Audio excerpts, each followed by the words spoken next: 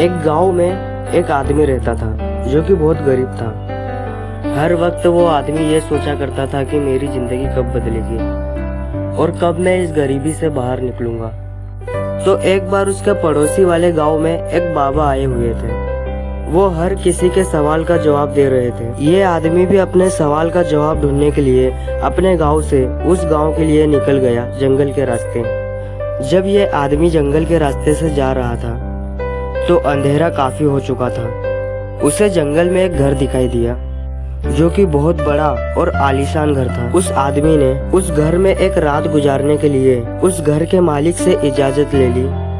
उस घर के मालिक ने आदमी से पूछा कि तुम उस गांव में किससे मिलने जा रहे हो? तो उस आदमी ने कहा कि मैं एक बाबा से अपने सवाल का जवाब पूछने जा रहा हूँ। ये सुनने के बाद घर के मालिक ने आदमी से कहा कि तुम उस बाबा से मेरा भी एक सवाल पूछना। मेरी बेटी 20 साल की है और वो बोल नहीं सकती। तुम उन बाबा से पूछना कि वो कब बोलना शुरू करेगी। उस आदमी ने घर के मालिक को हाँ कहा और अगली सुबह वहाँ से निकल गया। तो उसे एक बूढ़ा जादूगर मिला जिसके हाथ में जादू की छड़ी थी। उस बूढ़े जादूगर ने आदमी से पूछा कि तुम कहाँ जा रहे हो?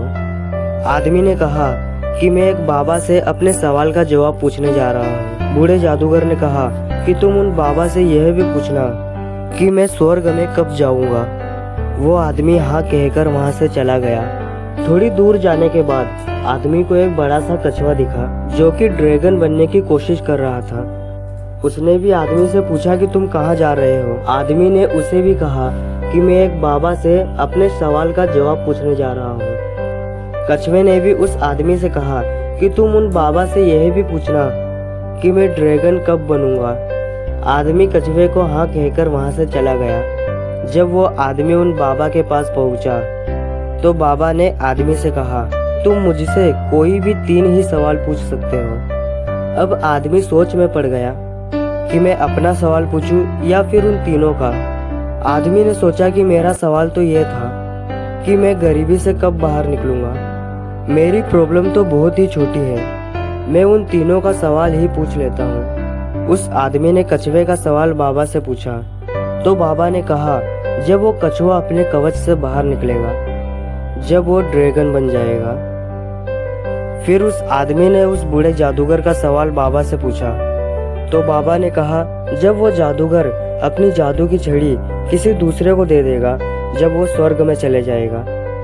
फिर उस आदमी ने उस घर के मालिक का सवाल बाबा से पूछा तो बाबा ने कहा जब उस लड़की को अपना जीवन साथी मिल जाएगा, जब वो बोलना शुरू कर देगी। वो आदमी उन तीनों सवालों का जवाब लेकर उसी रास्ते से चले गया। जब वो उस कछुए से मिला तो कछुए को अपना कवच छोड़ने को कहा। जैसे ही कछुए ने अपना कवच छोड़ा तो वो ड्रैगन बन गया। कछुए के कवच से बहुत सारे मोती निकले जो उस आदमी को मिले। फिर वो उस बूढ़े जादूगर से मिला जो स्वर्ग जाना चाहता था।